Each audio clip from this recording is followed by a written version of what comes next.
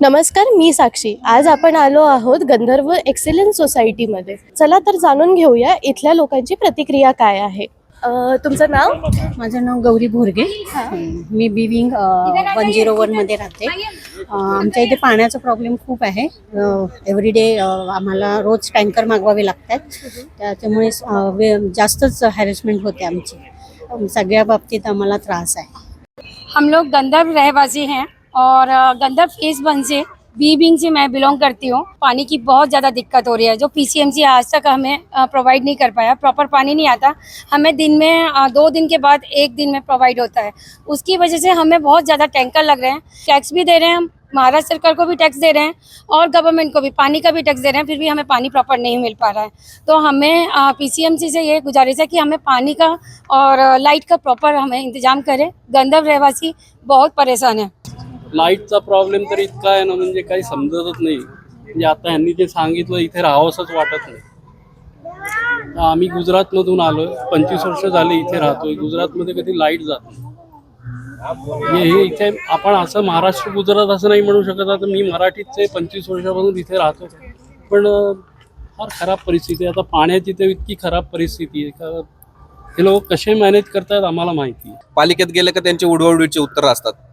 ती मॅडम जी इथं ड्रेनेज बघतात त्यांना आम्ही कितीतरी वेळा कॉल केला का हे बाहेरचं बंद करून द्या.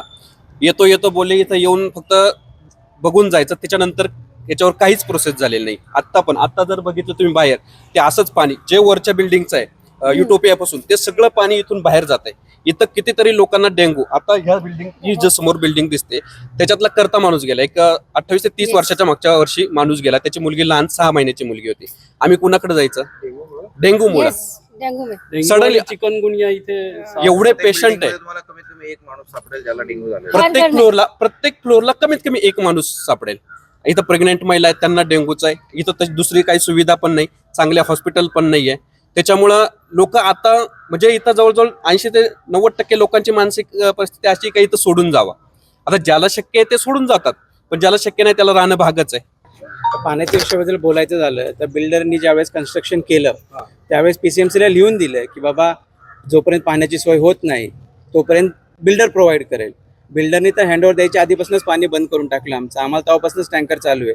आम्ही आमच्या स्वखर्चाने बोर घेतले, पण आता इथलं सगळं बोरचं पाणी इतकं खराब झालेलं आहे की म्हणजे वापरण्यासाठी पण ते, पिण्याचं तर सोडूनच द्या, वापरण्यासाठी पण ते यूज करता येत नाही. आम्ही टेस्टिंग करून बघितलं, सगळं केलं. तर तुम्ही कॅपेबल नव्हते एवढ्या प्रोजेक्टला पाणी पुरवण्यासाठी. महानगरपालिकेने कोणत्या बेसिसवर परवानगी दिली? आणि जर आता स्थानिक नेतृत्व घेत आहे तर आम्हाला ते निवडणुका का घेत नाही? जेणेकरून जे नगरसेवक वगैरे आहे ते तरी आम्हाला मदत करतील. तुम्ही सगळा कारभार तुमच्या हातात ठेवलेला आहे, जेणेकरून नगरसेवक आज निवडणुका घेतल्या तर नगरसेवक तरी आम्हाला काही मदत करतील. आणि आज आमच्या पोराबाळांना कंपाऊंडच्या बाहेर सोडा, पण P2ला जे आमच्या पार्किंगला सोडायला सुद्धा भीती वाटते. का? कारण की कंटिन्यू टँकर चालू असतात आणि टँकरमुळे तुम्ही बघताय बिल्डिंगचा, आता थोडं कॅमेरा मारा, बिल्डिंगचा कस अक्षरशः तडे पडलेले आहेत. एवढे प्रमाणात टँकर कंटिन्यू चालतात. आता महिन्याचा आमचा 1.5-2.5 लाख रुपये नुसतं पाण्याखाती जातो. एवढा एक बिल्डिंगला खर्च येतोय. कुठून काढायचा आम्ही? इथे राहणारे सगळं सर्वसामान्य माणसं आहेत, सगळे मिडल क्लास लोक आहेत.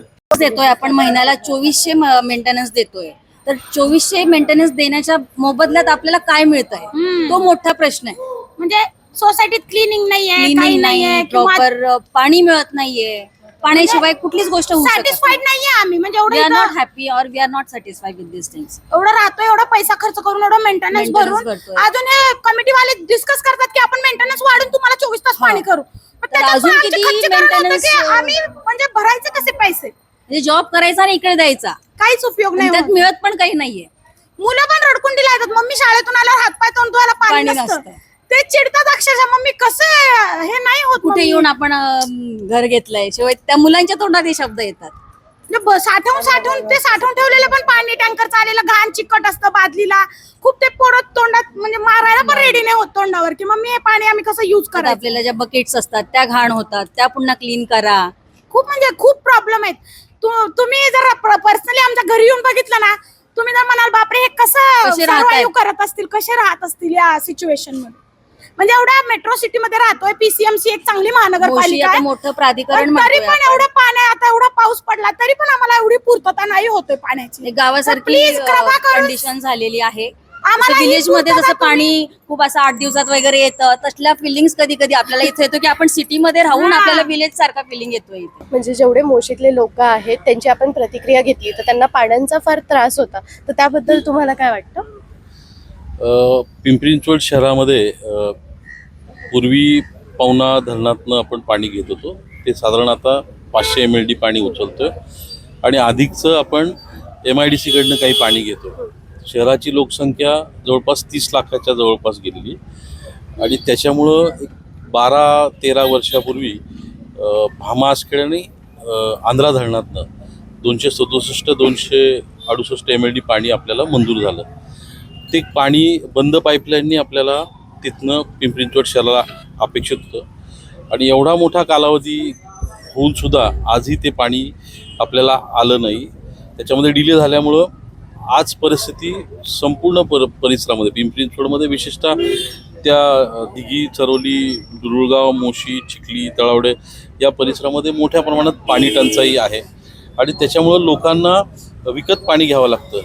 आणि हा जो डिले झालेला आहे, हा डिले झालं याच्या मागचं कारण या सत्ताधारी पक्ष जो या महापालिकेमध्ये काम करतो त्यांच्याकडनं जेवढं पाहिजे तेवढं त्याच्यामध्ये लक्ष दिलं गेलं नाही. पुणे महापालिकेला सुद्धा आपल्याबरोबरच त्या ठिकाणी पाणी मंजूर झालं होतं. पुणे महापालिकेने बंद पाईपलाईननी पाणी नेलं सुद्धा आणि यांच्याकडनं तो डिले झाला. पुणे महापालिकेचा प्रस्ताव होता की आपण एकत्रितरित्या पाणी आणू, परंतु यांना टेंडरमध्ये इंटरेस्ट असल्यामुळे यांनी सांगितलं आम्ही आमचं पाणी आणतो आणि आज पुणे महापालिकेला 2-3 वर्ष झाले जवळपास वडगाव, शेरी, वाघोली या पट्ट्यामध्ये ऑलरेडी त्यांना पाणी सुरू झालं. त्याच्यामुळे तिथं पाणी, परंतु पिंपरी चिंचवड शहरामध्ये अजूनही ते पाणी येत नाही. मग मध्यंतरी यांनी तळावडे आणि चिखलीच्या परिसरामध्ये वॉटर ट्रीटमेंट प्लांट, जसं रावेतला आपण वॉटर ट्रीट करून पाणी घेतो तसंच तिथून वॉटर ट्रीट करून आपल्याला पाणी घ्यायचा त्यांनी तो खर्च केला. वास्तविक आपली मंजुरी ही बंद पाईपलाईनची आहे. बंद पाईपलाईननी पाणी का आणायचं तर स्वच्छ पाणी मिळालं पाहिजे. नदीमध्ये भरपूर घाण असते, पुन्हा ते केमिकल मिक्स होतात, कंपन्यांमुळे त्या ठिकाणी घाण जाते आणि मग ते ट्रीट करावं लागतं वॉटर. आणि तो वॉटर ट्रीटमेंटसाठी जो खर्च आहे तो पण खूप कोट्यावधी रुपयाचा आहे. आमचं त्यावेळी सुद्धा म्हणणं होतं की तुम्ही डायरेक्ट पाणी आणा, बंद पाईपलाईननी आपल्याला मंजुरी, परंतु आज तागायत आली नाही. आणि आता जे काम सुरू आहे ते डिले होते. म्हणजे जॅकवेलचं जे काम त्या ठिकाणी सुरू केलं याच्यामध्ये मुळात सुरुवातीला 170 करतात. सत्ताधारी विशेषतः इथल्या स्थानिक आमदार याला जबाबदार आहेत. यांनी अशा पद्धतीने हे सगळं राबवल्यामुळं आज नागरिक सफर करतात. लोकांना एवढा प्रचंड त्रास होतोय. आतासुद्धा काही सोसायट्यांमध्ये जर तुम्ही गेलात तर तुमच्या लक्षात येईल की लाखो रुपयाचे टँकर त्यांना दर महिन्याला घ्यावा लागतो. हा जो भुर्दंड आहे हा सत्ताधाऱ्यांच्या, आमदारांच्या चुकीमुळे लोकांना सोसावा लागतोय आणि त्याच्यामुळं आमची मागणी पूर्वी पण हीच होती, आताही होती, ताबडतोब हे जे काही काम आहे बंद पाईपलाईनचं काम हे पूर्ण झालं पाहिजे आणि लोकांना नळाला पाणी आलं पाहिजे. त्या दृष्टिकोनातनं जे एफर्ट्स घ्यायला पाहिजे ते एफर्ट्स घेतले गेले नाही. जे पुणे महापालिकेने घेतले होते ते आपल्या महापालिकेने सुद्धा घ्यायला पाहिजे आणि त्याला राजकीय इच्छाशक्तीची पण जोड असावं लागते. जर इथं राजकीय इच्छाशक्ती व्यवस्थित असती तर नक्की हे काम झालं असतं. तर मी खात्री देतो की भविष्यात जेव्हा आता सत्तांतर लोकपरिवर्तनाच्या मूडमध्ये 100% पिंपरी चिंचवड शहरामध्ये, भोसरी विधानसभेमध्ये, महाराष्ट्रामध्ये महाविकास आघाडीचं सरकार येणार आणि मला खात्री आहे की आमच्या सरकारच्या माध्यमातून, आमच्या माध्यमातून नक्की येणाऱ्या काळामध्ये हे पाणी पिंपरी चिंचवड शहराला आणि ह्या सगळ्या ग्रामीण पट्ट्याला आम्ही देऊ शकतो.